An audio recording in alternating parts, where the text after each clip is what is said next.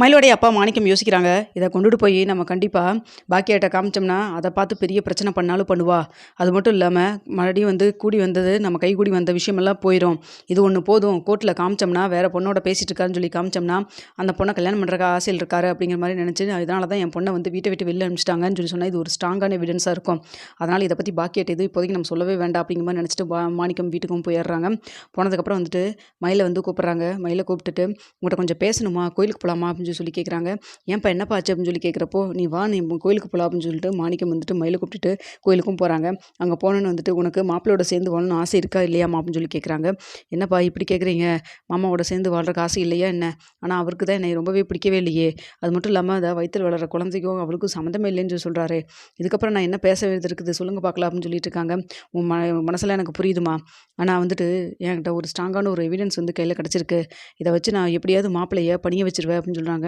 "என்னப்பா சொல்றீங்க?" அப்படின்னு சொல்லி கேட்குறப்போ, "ஆமாம்மா, இங்க தான் கோயில்ல இன்னைக்கு சாமி கும்பிட வந்தேன். கடவுளா பார்த்து வழி காமிச்ச மாதிரி என் கண் முன்னாடி அந்த விஷயத்த நான் பார்த்தேன்" அப்படின்னு சொல்றாங்க. "என்னப்பா சொல்றீங்க?" அப்படின்னு சொல்லி கேட்குறப்போ, "மாப்பிள்ளை வேற பொண்ணோட பேசிட்டு இருக்கிறாருப்பா" அப்படின்னு சொல்றாங்க. "அதுவாப்பா? ஆமா, ஆமா தெரியும்ப்பா" அப்படின்னு சொல்றாங்க. "என்னம்மா சொல்ற?" அப்படின்னு சொல்லி கேட்குறாங்க. "அப்ப இந்த விஷயத்தினால தான் உன்னைய வீட்ட விட்டு வெளில அனுப்பிச்சுட்டாங்களா?" அப்படின்னு சொல்லி கேட்குறாங்க. "அதெல்லாம் எனக்கு தெரியாதுப்பா. ஆனா அவரு இப்போ கொஞ்ச காலமா ஒரு பொண்ணோட பேசி பழகிட்டு இருக்காரு. அது மட்டும் இல்லாம அந்த பொண்ணு கூட வெளில போகவும் வராம இருக்காருங்கிறது தெரியும். மீனாகிட்ட இந்த விஷயத்த நான் சொல்லிட்டேன். மீனாவும் இத பத்தி உங்க மாப்பிள்ளைகிட்ட கேட்டுருக்காருங்க. மீனாகிட்ட அது ஃப்ரெண்டா தான் நான் பேசிட்டு இருக்கேன். மத்தபடி எதுவும் இல்லன்னு சொல்லி சொல்லியிருக்காங்க. அது மட்டும் இல்லாம இப்ப நான் டைவர்ஸ் ஆனதுக்கப்புறம் இந்த பொண்ண கல்யாணம் பண்ணா என்னதான் தப்பு அப்படிங்கிற மாரி வேற சொல்லிட்டு போயிருக்கிறாரு. அதனால இத பத்தி விடுங்கப்பா தேவையில்லாம. எனக்கே என் வாழ்க்கை என்ன ஆகும்னு தெரியல. கோர்ட்ல என்ன சொல்ல போறாங்கன்னு தெரியல. இப்படி இருக்கிறப்போ நான் என்னப்பா போய் இவர்கிட்ட போய் பேசிற முடியும்? சொல்லுங்க பார்க்கலாம் அப்படின்னு சொல்லிட்டு இருக்கிறாங்க. அதுக்காக எதுவுமே சொல்லாம கேட்காம விட்டுற முடியுமா? அப்படின்னு சொல்றாங்க. அப்ப இத போய் கேட்டோம்னா, ஆமா இப்ப என்ன நீங்க பண்ண தப்புக்காக இதுல தப்பு என்ன இருக்கு? அப்படிங்கிற மாரி ஏதாவது சொல்லுவாங்க. எனக்கு தெரியும். இத பத்தி நான் போய் வீட்ல சொன்னேன்னா கண்டிப்பா பாக்கியா இத எடுத்துட்டு வீட்டுக்கு நேரா அங்க போவா. சண்டைக்கு தான் போவா. பிரச்சனை தான் பெருசாகும். அதனால நான் ஒரு முடிவு பண்ணியிருக்கேன் அப்படின்னு சொல்றாங்க. என்னப்பா அப்படின்னு சொல்லி கேட்கிறப்போ, இன்னும் 2 நாள்ல கோர்ட்ல நம்மள மறுபடியும் திரும்ப வர சொல்லியிருக்காங்கல்ல. அப்ப போறப்போ இந்த எல்லாத்தையும் நீ சொல்லுவோம். சொன்னது மட்டும் இல்லாம இந்த ஃபோட்டோவோட இந்த எவிடன்ஸையும் நம்ம காமிப்போம் அப்படின்னு சொல்றாங்க. அப்பா என்னப்பா நடக்குங்கிறீங்க? ஏம்மா கல்யாணம் கல்யாணத்துக்கு முன்னாடி அவர் பேசியிருக்கலாம், பழகியிருக்கலாம். ஆனா கல்யாணம் ஆனதுக்கப்புறம் இந்த பொண்ண மனசுல வச்சுக்கிட்டு உன்னை வீட்ட விட்டு வெளில அனுப்பிச்சிருக்கலாம்ல. அது மட்டும் இல்லாம இன்னும் கோர்ட்ல விவாகரத்தையும் நம்மளுக்கு குடுக்கவே இல்ல. அப்படி இருக்கிறப்போ எப்படி இன்னொரு பொண்ணோட அவர் பேசி பழகலாம்? சொல்லு பார்க்கலாம். அது மட்டும் இல்லாம கல்யாணம் பண்ற ஆசையில தானே இது மாரிலாம் பண்ணிட்டு இருப்பாரு. சொல்லு பார்க்கலாம். இதெல்லாம் வீட்டுக்கு உங்க வீட்டுக்கு தெரியுமான்னு கூட எனக்கு தெரியாது அப்படின்னு சொல்லிட்டு இருக்காங்க.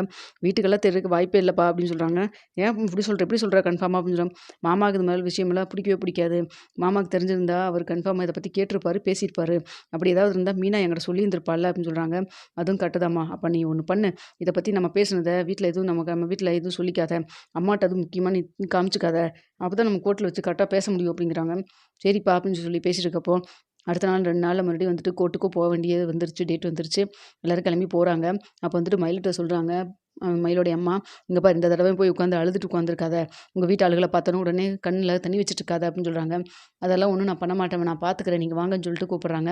அது மட்டும் இல்லாம என் விஷயத்த நான் பார்த்துப்பேன். தயவு செய்து நீங்க வாய மட்டும் தொறக்காம வாம்மா அப்படின்னு சொல்லிட்டு மயிலோடைய அம்மா சொல்லி கூட்டிட்டு போறாங்க. "என்னடி நீ இப்படி சொல்றத பார்த்தா உன் வாழ்க்கை நல்லா இருக்கக்கூடாதுன்னு சொல்லி நான் நினைக்கிற மாரில பேசுற" "இங்க பாரும்மா எதா இருந்தாலும் பரவாயில்ல. எதா இருந்தாலும் நீ வீட்ல என்கிட்ட சொல்லு. அதோட சரி. நீ தேவையில்லாம கோர்ட்ல அது இதையும் பேசிட்டு இருக்காத. போன தடவ வந்த மயில் கிடையாது இப்போ.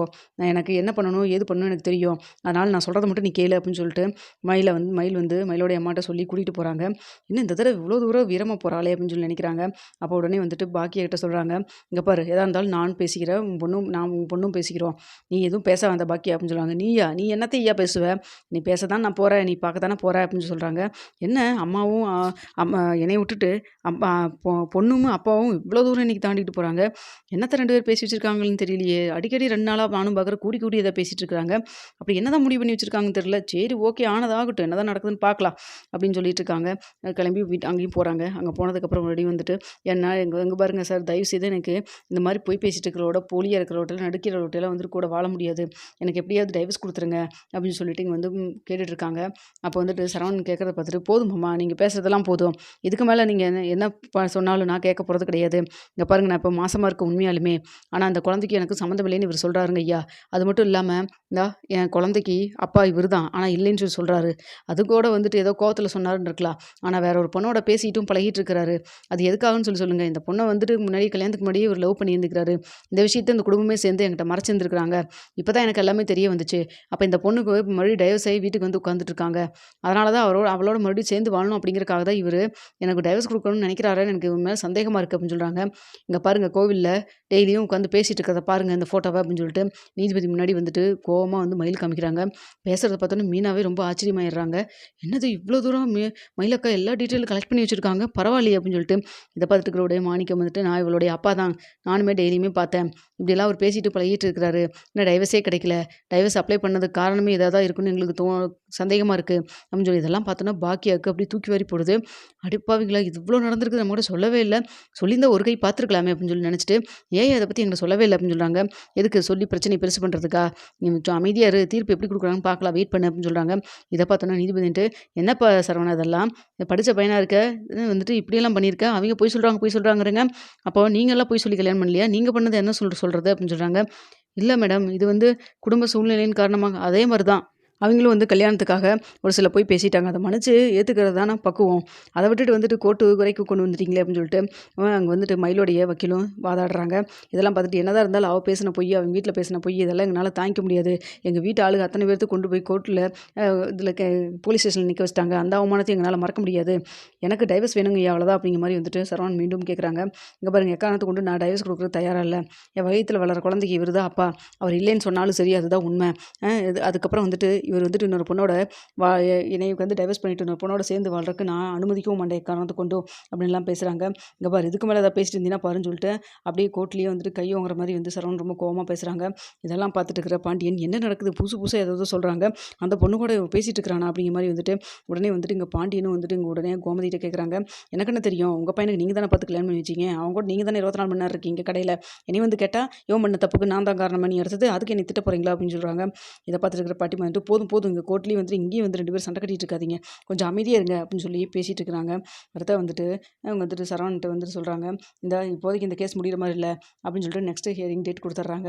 வீட்டுக்கு போறோம்னா சரவணன்ட்ட வந்து பாண்டியன் கேட்குறாங்க கேள்வி மேல கேள்வியா. என்னடா அதெல்லாம் இதுக்கு தான் கோயில்ல ஆர்டர் வந்தா தூக்கிட்டு அவ்வளோ வேகமா போனியே நீயி. ஏன்டா என்னடா நடக்குது? இன்னும் இந்த கேஸே முடிஞ்சு படல. நீ எதுக்குடா அந்த பொண்ணு கூட போய் பேசிட்டு இருக்கிற? நீ அவங்கலாம் பேசுறதுக்கு தகுந்த மாரி கேஸு போறதுக்கு தகுந்த மாரி நீ இப்படி பண்ணி வச்சிருக்கிற. நீ ஒண்ணுமே பண்ணாம இருந்திருந்தா கூட இந்நேரம் வந்துட்டு கேஸ்க்கு இது முடிஞ்சிருக்குமே நமக்கு சாதகமா. எல்லாமே கைகூடி வர நேரத்துல இப்படி பண்ணிட்டியாடா நீயி? அது மட்டும் இல்லாம உண்மைய சொல்லுடா. அந்த பொண்ணுக்கு டைவர்ஸ் ஆயிடுச்சுங்கிற காரணத்துக்காக தான் மயிலு பண்ண சின்ன விஷயத்தையே பெருசாக்கி நீ இது அவள வீட்ட விட்டு அனுப்பிச்சிருக்கியா அப்படின்னு சொல்றாங்க. அப்பா அப்படியெல்லாம் ஒண்ணும் கிடையாதுப்பா அப்படின்னு சொல்றாங்க. இத பார்த்துட்டு இருக்கிற கதிர் இருந்துட்டு அவன் அப்படிலாம் பண்ணாது அப்படின்னு சொல்றாங்க. நீ கொஞ்சம் பேசாம கம்முனு இருக்கியா? அவங்க வேலைய பார்த்தா போதும். நான் சரவணன்ட்ட பேசிட்டு இருக்கிறேன் அப்படின்னு சொல்றாங்க. அப்ப அங்க பாருங்கப்பா அப்படிலாம் ஒண்ணும் கிடையாதுப்பா. நான் சும்மா தான்ப்பா பேசிட்டு இருக்கேன். முன்னாடி லவ் பண்ணதா உண்மைதான் இல்லைன்னுலாம் சொல்லல. உங்களுக்கே தெரியுமே. ஆனா இப்பல்லாம் வந்துட்டு அவள கல்யாணம் பண்ற ஐடியால இல்ல. ஒரு தடவ கல்யாணம் பண்ணி நான் பட்டப்பாடே போதும். இன்னொரு கால்ல அவள நான் வந்து கல்யாணம் பண்ற ஐடியாலலாம் இல்லப்பா. அதே சமயத்துல எனக்கு அவளோட சேர்ந்து வாழ்றதுக்கு விருப்பம் இல்ல அப்படின்னு சொல்றாங்க. நீ அப்படி சொல்ற கோர்ட்ல எப்படி தீர்ப்பு குடுக்க போறாங்கன்னு தெரியலையேடா. நீ இந்த வேலை பண்ணி வச்சிருக்கிற. அவங்க கையும் காலுமா ஃபோட்டோவோட வந்து நின்னுட்டு இருக்காங்க. என்னடா பண்ண சொல்ற அப்படின்னு சொல்றாங்க. இத பார்த்துட்டு இருக்கிற கோமதி, சரவணா நீ பண்ணது மிகப்பெரிய தப்புடா அப்படின்னு சொல்லிட்டு